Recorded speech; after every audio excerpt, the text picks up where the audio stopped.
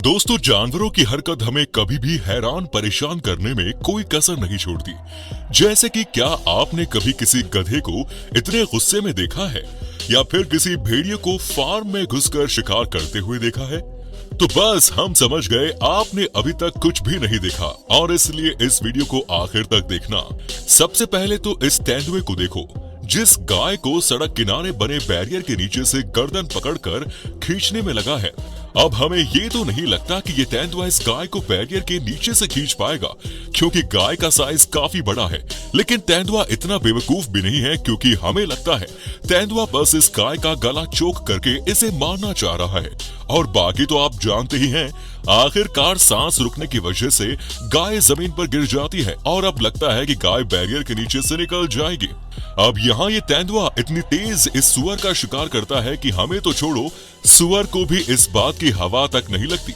अब यहाँ सच में हमने पहली बार देखा कि तेंदुआ किसी मगरमच्छ से जमीन पर लड़ रहा है।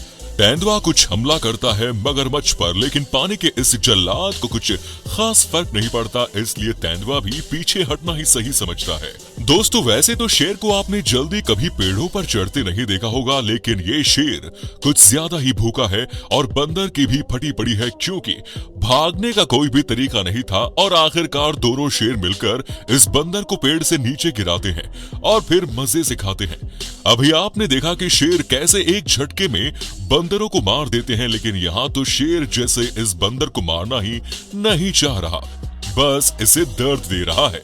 अब इस गधे को देखो, जो पालतू सुअर को शायद हायना समझ लेता है, और आपको तो पता है अगर एक बार गधा किसी चीज को पकड़ लेता है तो कितनी मुश्किल से छोड़ता है। अब यहाँ पर तो गधा इस जंगली सुअर को पकड़कर उसके ऊपर बैठ जाता है और कुत्ते भी जंगली सुअर को नोचने लगते हैं। लेकिन कैमरे के पीछे खड़े लोग हंस रहे थे, जो हमें ठीक नहीं लगा, क्योंकि एक जानवर को तकलीफ देकर हंसना ये कोई बात नहीं हुई। अब दोस्तों, गधे सबक सिखाने में तो माहिर होते ही हैं। जैसे ये कुत्ता कुछ ज्यादा ही पगला रहा था, तो फिर बस गधा इतनी कस के टांग में दांत काटता है कि कुत्ते की बहुत अच्छे से बात समझ में आ जाती है और कुत्ता वहां से तुरंत निकल जाता है। अब बेचारी इस लोमड़ी को देखो, जो इस गधे के चंगुल में फंस जाती है। मेरे हिसाब से तो लोमड़ी काफी देर से मर गई। ये सब देख के अब आप गधे को कभी गधा समझने की कोशिश तो बिल्कुल भी मत करना दोस्तों। अब गधे से भी सीधे जानवर कछुओं को देखते हैं, क्योंकि यहाँ तो कछुए आतंक मचा रहे। जैसे कि कछुए को देखो, जो इस नवजात किसी पक्षी के बच्चे को खाने में लगा है। अब यहाँ तो ये पक्षी इस कछुए से बचकर आराम से उड़ सकती थी, लेकिन फिर भी कछुआ कई बार इस छोटे से पक्षी पर हमला करता है। लेकिन सिर्फ पीछे हटने के अलावा ये बर्ड उड़ती नहीं। इसका साफ मतलब है कि पक्षी को खतरे का तो अंदाजा था, लेकिन शायद इस पक्षी को उड़ने में कोई दिक्कत थी।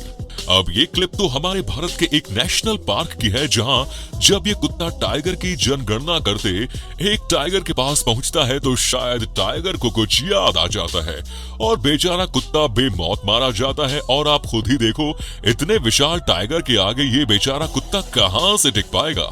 अब इस क्लिप में जब ये हाथी इतने सारे हिप्पो को अपने प्राइवेट तालाब में देखता है, तो हाथी को बहुत ज्यादा गुस्सा आता है और बिना कुछ सोचे समझे हाथी हमला करने के मूड में आ जाता है। जिसके बाद हाथी एक एक करके सारे हिप्पो को पानी से बाहर निकालता है, लेकिन तभी हाथी एक बच्चे को भी अपनी सूंड से धकेलने लगता है। कई बार बच्चे को धकेलने के बाद हाथी को बच्चे पर तरस आ जाता है और बच्चे को छोड़कर हाथी दोबारा पानी में चला जाता है। अब जब ये हिप्पो हाथी के रास्ते के बीच में आ जाते हैं, तो धीमे धीमे करके सारे हिप्पो को वहां से हट जाते हैं। लेकिन हिप्पो का बच्चा अब कहां इतनी तेज भाग पाएगा। लेकिन हाथी भी काफी समझदार जानवर होते हैं और ये जानते हैं कि एक छोटा सा बच्चा है, इसीलिए हाथी बच्चे को जाने का पूरा मौका देता है।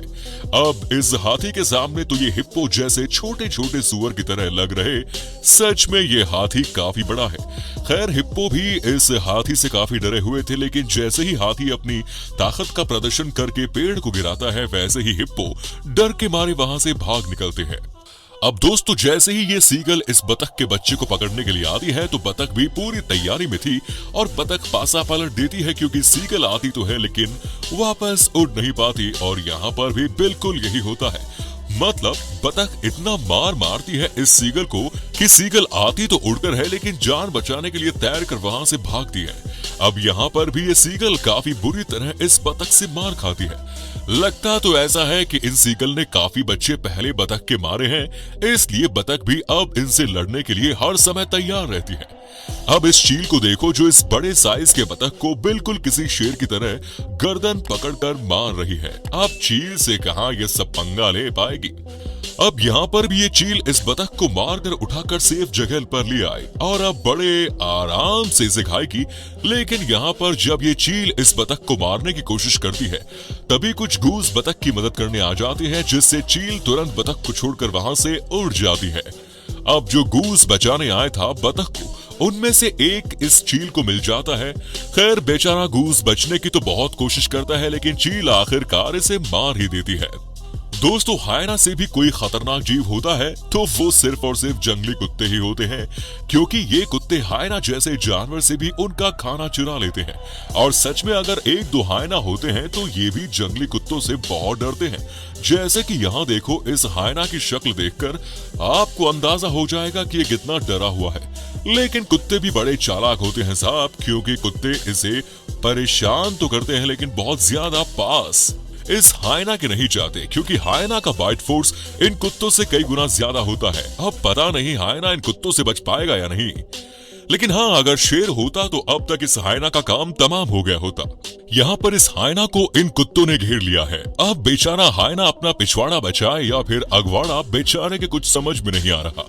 यहाँ पर इन कुत्ते के शिकार को 3 हायना खाने के लिए आ जाते हैं, लेकिन ये हायना भी बड़े ढीठ थे, क्योंकि कुत्तों के बार बार हमला करने के बाद भी हायना शिकार को छोड़ने का नाम नहीं लेते। लेकिन आखिरकार कुत्ते इन्हें भगा ही देते हैं।